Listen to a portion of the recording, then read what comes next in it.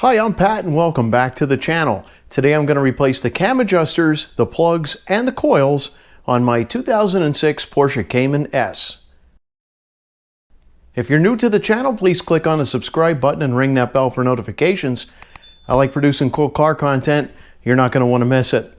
So let's take a look at the parts that I'm going to be installing in my 2006 Porsche Cayman S with 70,000 miles.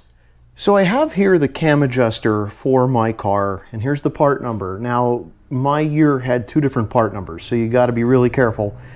This specific cam adjuster, as well as the seal that goes over top of the cam adjuster, is responsible for changing the lift on the cam. When I was driving the car between 2,700 and 3,000 RPM, it would feel like a bump, like this was engaging too fast. So this is a replacement. There are two of them, one for each side, same with the seals. And while I'm doing this, I figured I may as well go ahead and replace the spark plugs and the coils because I'm already going to have everything apart. So here are the spark plugs here. These are quite interesting because they have 4 electrodes here on the bottom for the ground side. And these are the part numbers right here. And I also have the Borg-Warner / Baru coils. Very, very long. And of course, we got new bolts with them as well. Here's your part number here, and also have a link in the description for these as well. So I have the Porsche Cayman S up off the ground using my quick jacks. And if you're interested in a set of quick jacks like these are the 7,000 pound models that work great on my truck. And they also hold up my car perfectly. There's a link in the description. Now that the wheels and tires are off of it, let's go ahead and remove this plastic panel that's here, as well as this plastic panel that's right here. So in order to remove these two plastic pieces, we're going to need a T25 and a 10 millimeter. Now the 10 millimeter will remove these plastic nuts that are up here at the top, and of course the 25 millimeter for the remaining bolts.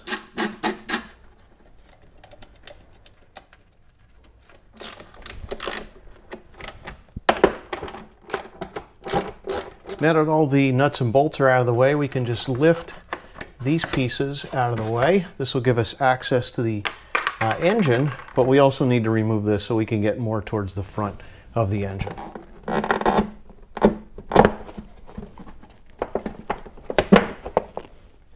All right, now that we have this removed, I'm going to be able to try to set up my camera so you can see exactly what I'm looking at here.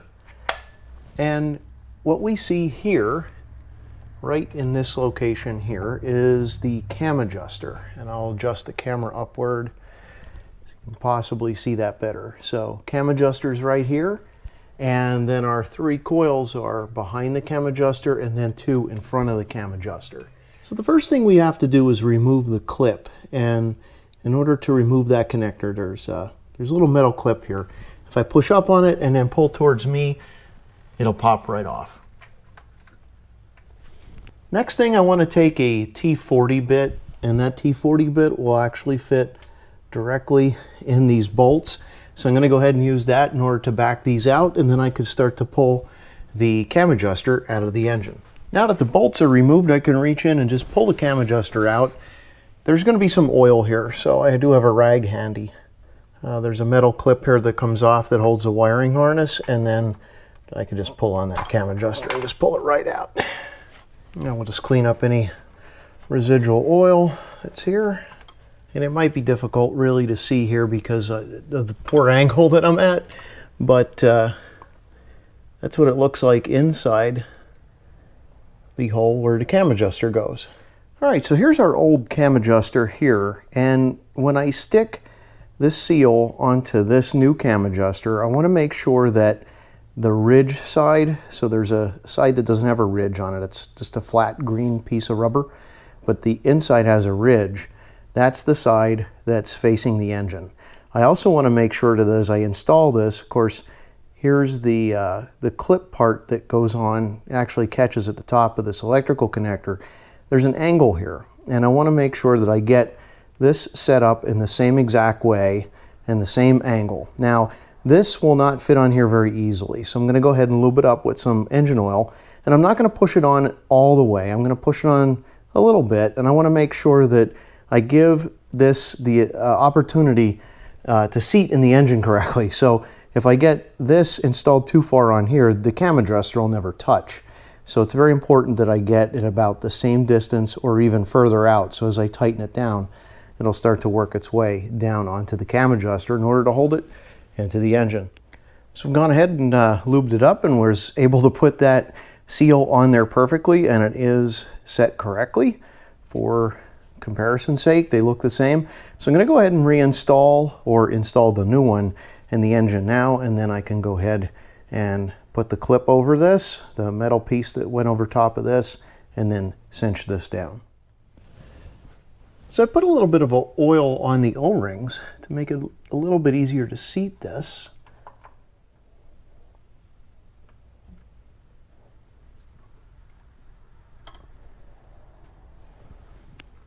And I'm going to go ahead and start the Torx bolts on the sides. And it is kind of sloppy right now. It's not sitting in there very well. So I'm wondering, as we start to seat these down, if we're going to get a little bit more seating on the inside as well. Because these little metal clips, or this metal clip here on the outside, is supposed to hold the entire assembly in. And this metal piece here is just the seal, and it's not really designed to hold it in place. It's just this metal piece around the outside. I'm just going to get my Torx bit here and just get things hand started, and a little bit on each side at a time.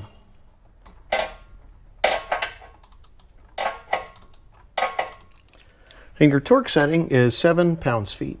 If you can get your torque wrench in here with enough clearance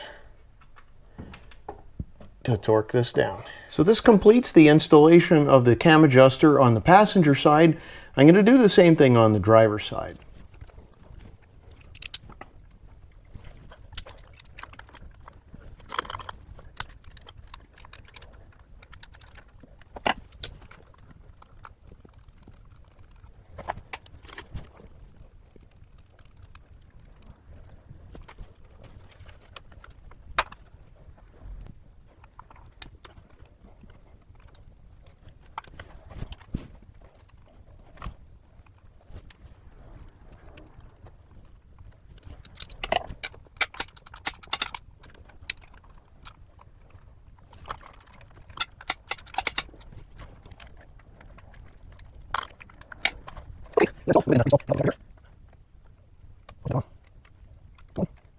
All right, I got this turned around so that the divot is on the bottom of the plastic.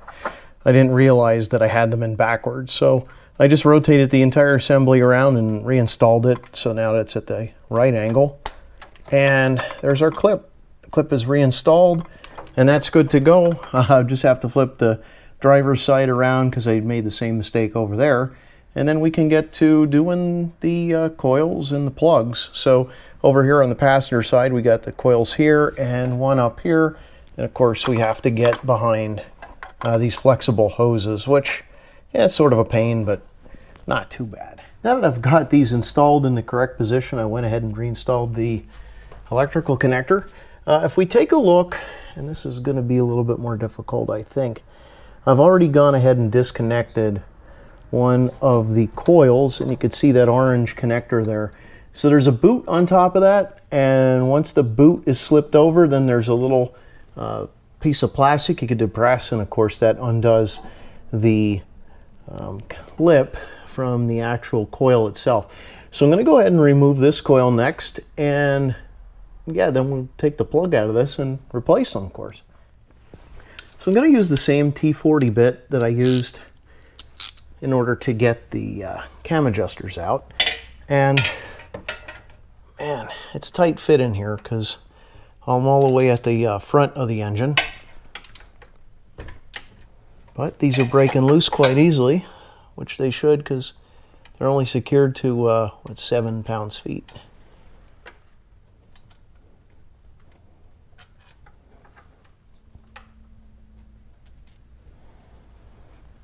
Then I'm just going to give this coil a good tug.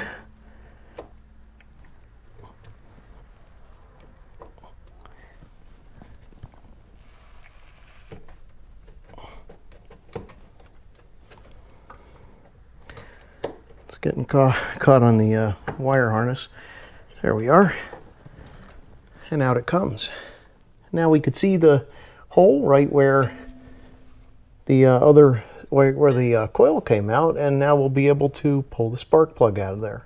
And taking a look at what socket I need, this is the 5/8 or 16 millimeter socket. So this is what our new spark plug fits into. We're going to use this to take out the old spark plug. Yeah, this is a tight fit. So I'm going to have to put a swivel, and I don't like doing that, but stick a swivel here on the end, and then the extension.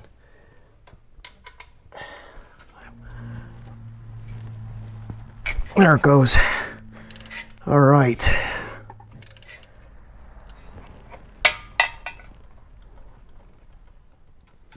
There we go. All right, so we got it out.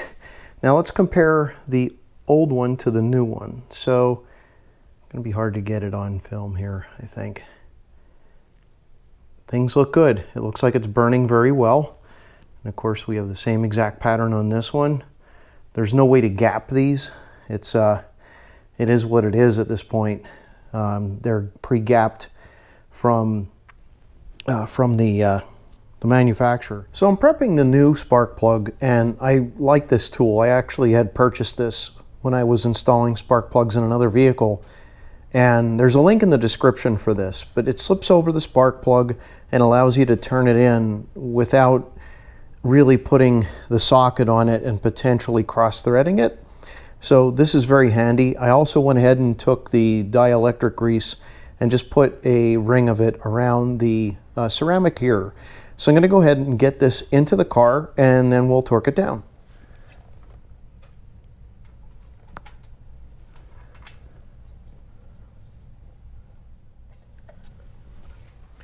Now I'm going to take my socket, and I'm just going to make sure I have this hand tight.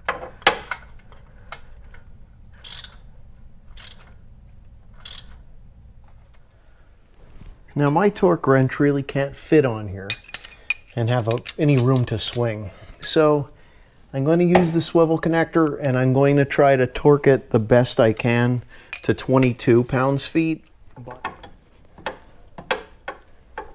Okay, next we're going to install the coil.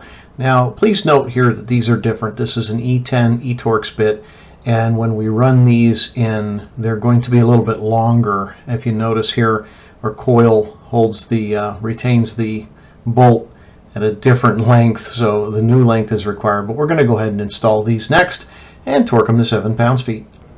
So I'm going to go ahead and insert the coil back into the hole where the spark plug is at, and then go ahead and insert the 2 eTorx bolts, and then torque them down to 7 pounds-feet.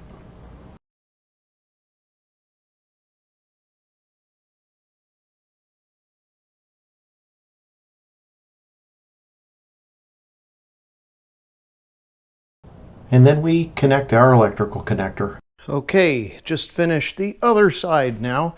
Everything looks neat and clean. Now, this one up here in the very front, there's some air conditioning lines there, and it was a pain in the butt to try to get to that one, but it was accomplished. So, all of the connectors are installed on both sides. So now what I'm going to do while the car is still up off the ground is start it up and make sure that everything is working well. And I'm just going to go over everything on this side one more time, make sure it all looks good, and then we'll start her up. Okay, garage door's open, seatbelt buckled. So now I can go ahead and start it up, and we'll see if we get any problems.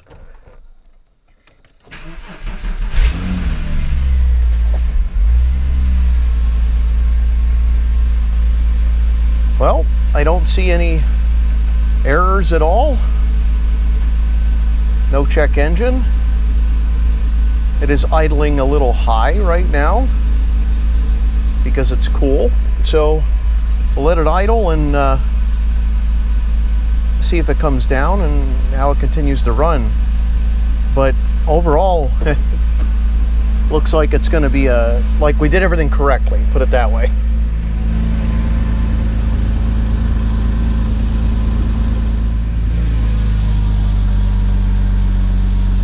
just have a little bit of oil burning off of the catalytic converter from removing that cam adjuster. But we have good idle, just sitting below 800 there, around 750, and it's solid. All right, so I'm gonna get everything back together, and then I definitely want to take it out for a spin. So just want to take one last look at the plugs here. Everything looks great. There's no fouling. Everything appears to be burning great. No problems with any of the boots or any of the coils that came out of the car. Very, very happy. Got the car back on the ground. So it's time to take it out for a test drive. Take a look at the description if you want to see links to all the parts and the tools that I use for this job. They're there for your convenience. If you have any questions or comments, leave them in the comment box below. If you enjoyed this video, please give me a big thumbs up. Don't forget to subscribe to the channel and ring that bell for notifications. I like producing cool car content, and you're not going to want to miss it.